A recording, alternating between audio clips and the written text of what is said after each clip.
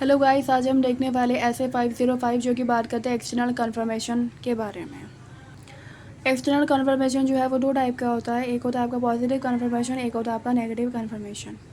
Positive conformation का मतलब होता है, पॉजिटिव कन्फर्मेशन में ऑडिटर जो है वो कन्फर्मेशन रिक्वेस्ट भेजता है कन्फर्मिंग पार्टी को, और इसमें जो कन्फर्मिंग पार्टी है वो चाहे एग्री हो या फिर डिसएग्री हो, दोनों ही केस में ऑडिटर को डायरेक्टली रिस्पॉन्ड करता है, चाहे वो एग्री हो या फिर डिसएग्री हो उस इन्फॉर्मेशन से जो कि ऑडिटर ने पूछा है कन्फर्मेशन रिक्वेस्ट में। दोनों ही केस में वो डायरेक्टली रिस्पॉन्ड करता है ऑडिटर को। नेगेटिव कन्फर्मेशन में क्या होता है, कन्फर्मिंग पार्टी सिर्फ और सिर्फ तभी रिस्पॉन्ड करती है जब वो डिसएग्री हो उस इन्फॉर्मेशन से, जब मतलब जो ऑडिटर पूछ रहा है।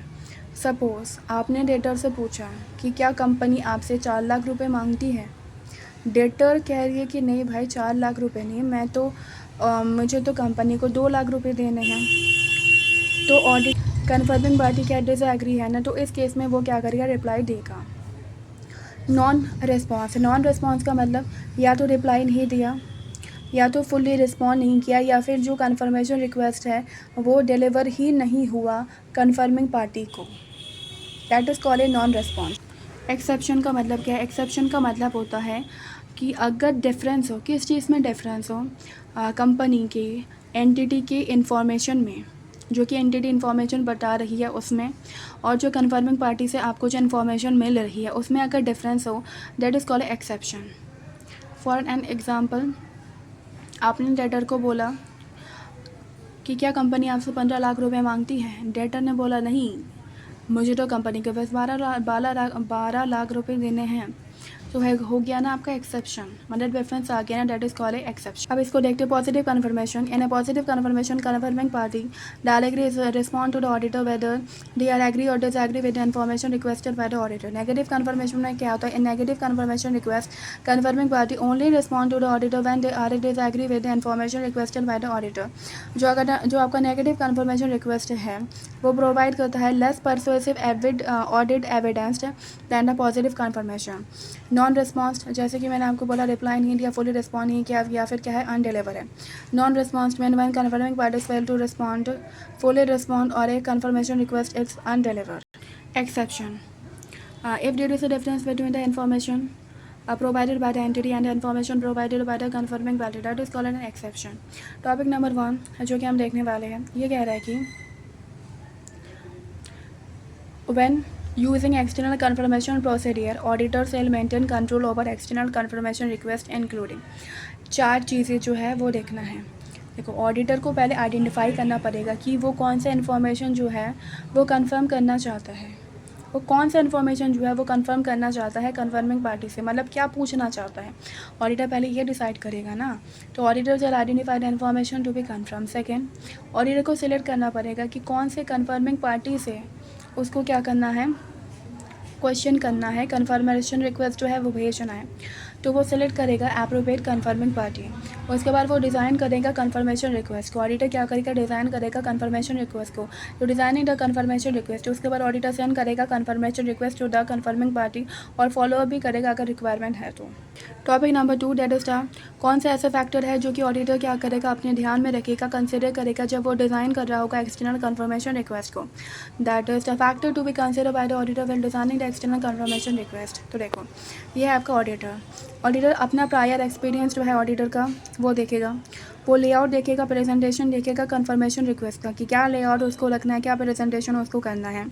उसके बाद वो आइडेंटिफाई करके उसको मैटेरियल में स्टेटमेंट इंक्लूडिंग ए फ्रॉड, वो उस चीज़ को उसमें बताएगा।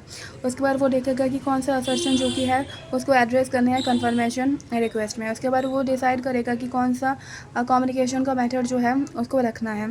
उसके बाद वो एबिलिटी देखेगा कन्फर्मिंग पार्टी की, क्या वो डायरेक्टली रिस्पॉन्ड कर सकता है ऑडिटर को। ठीक है, तो यही चीज़ें हम देखेंगे। Following factors are consider by the auditor when deciding the external confirmation request.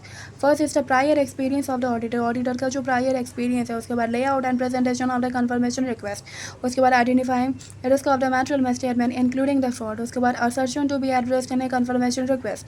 उसके बाद method of the communication, communication का मेथड क्या होगा, कौन सा इन्फॉर्मेशन उसको ऑब्टेन करना है, that is information to be obtain, and the ability of the confirming party to respond to the audit. अब देखिए बेसिकली क्या होता है, थर्ड पॉइंट जो है ये कह रहा है कि जो कौन सा कन्फर्मेशन ज़्यादा रिलायबल होता है, नेगेटिव या फिर पॉजिटिव कन्फर्मेशन। पॉजिटिव कन्फर्मेशन ज़्यादा रिलायबल होता है क्योंकि ये ज़्यादा परसुएसिव ऑडिट एविडेंस होता है as compare to the negative confirmation. लेकिन ऐसे कुछ ऐसे कंडीशन है, अगर वो फुलफ़िल हो गया तो ऑडिटर जो है वो नेगेटिव कन्फर्मेशन को भी यूज़ कर सकता है। तो मैंने क्या बोला, अगर कुछ ऐसे कंडीशन है, अगर वो फुलफ़िल हो गया तो ऑडिटर नेगेटिव कन्फर्मेशन को भी रिक्वेस्ट क्या कर सकता है, यूज़ कर सकता है। तो देखो, पॉजिटिव कन्फर्मेशन रिक्वेस्ट प्रोवाइड करता है मोर परसुएसिव ऑडिट एविडेंस। क्या प्रोवाइड करता है वो, more persuasive audit evidence. However if all the following condition are satisfied an auditor may decide to use negative confirmation request.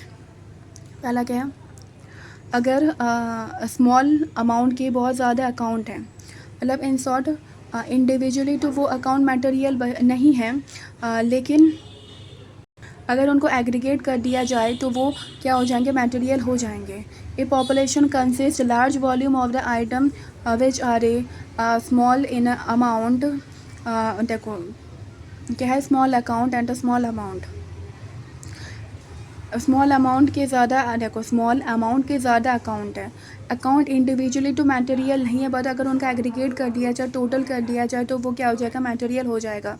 Second point, अगर internal control अच्छे है। Third point, अगर इसका material misstatement कम है। तो internal control relating to the population से related जो इंटरनल कंट्रोल है वो क्या सेटिस्फैक्ट्री है या फिर अच्छे हैं। थर्ड पॉइंट डेट जो आपका RMM, date status of the material misstatement, मतलब रिस्क जो है वो अगर कम है। और डी क्या है, low level of an exception is accepted by the auditor. उसके बाद अगर आपको ऐसा लगता है कि कन्फर्मेशन पार्टी जो है, देखो अगर ऑडिटर को ऐसा लगता है कि सामने वाली पार्टी जो है वो रिप्लाई नहीं देगी तो ऑडिटर को नेगेटिव कन्फर्मेशन रिक्वेस्ट जो है वो सेंड नहीं करना चाहिए। कन्फर्मिंग पार्टी रिप्लाई नहीं करेगी, ऐसा ऑडिटर को नहीं लगेगा। और उसके बाद बच्चों आपका 4 पॉइंट ये कहता है कि ये इम्पोर्टेंट है कि अगर मैनेजमेंट रिफ्यूज़ करती है ऑडिटर को कि प्लीज़ आप क्या करो, कन्फर्मेशन रिक्वेस्ट मत भेजो मेरे डेटर को या फिर क्रेडिटर को, तो ऑडिटर क्या करेगा। तो पहले देखो, ऑडिटर देखेगा, इंक्वायरी करेगा मैनेजमेंट से कि मैनेजमेंट जो है वो क्यों मना करी है कन्फर्मेशन रिक्वेस्ट भेजने के लिए। वो उनके रीज़न देखेगा, उसकी वैलिडिटी देखेगा। ऑडिटर क्या करेगा, इंक्वायरी करेगा मैनेजमेंट से। अगर ऑडिटर को लगा कि मैनेजमेंट का जो रीज़न है वो अप्रोप्रिएट है, वो वैलिड है, तो ऑडिटर क्या करेगा, ऑडिटर चाहे तो वो एक्सेप्ट कर सकता है उस रिक्वेस्ट को और वो परफॉर्म करेगा alternative audit procedure to obtain the sufficient appropriate audit evidence. लेकिन अगर अल्टरनेटिव ऑडिट प्रोसीडियर परफॉर्म करने के बाद भी ऑडिटर को क्या नहीं मिला, सफिशिएंट एप्रोप्रिएट ऑडिट एविडेंस नहीं मिला, तो ऑडिटर मॉडिफाइड ओपिनियन देते हैं एज पर ऐसे 705। लेकिन अगर ऑडिटर को लगा कि मैनेजमेंट जो अपना रीज़न बता रही है वो इनएप्रोप्रिएट है, वैलिड नहीं है, तो उस केस में ऑडिटर क्या करेगा, ऑडिटर TCWG को क्या करेगा, कम्युनिकेट करेगा इस मैटर को। TCWG को बताएगा कि देखो TCWG, मैनेजमेंट जो है वो मुझे मना करिए कन्फर्मेशन रिक्वेस्ट भेजने के लिए। उसके बाद ऑडिटर जो है वो इवैल्यूएट करेगा रिस्क और मटेरियल मिसस्टेटमेंट जो है वो कैसे इफेक्ट कर रहा है उसके ऑडिट वर्क को। ठीक है, तो हम देखते हैं management refuse to allow auditor to send the confirmation request. Auditor क्या करेगा, auditor shall inquiry with the management and evaluated validity and reasonableness. वो क्या देखेगा, अगर वो अप्रोप्रिएट है मैनेजमेंट का जो reason, if auditor evaluate and find that the reason is appropriate, then auditor shall accept such a request and perform alternative audit procedure to obtain the sufficient appropriate audit evidence, and if the auditor is unable to obtain the sufficient appropriate audit evidence, then auditor क्या करेगा, वो देगा modified opinion as per SS 705।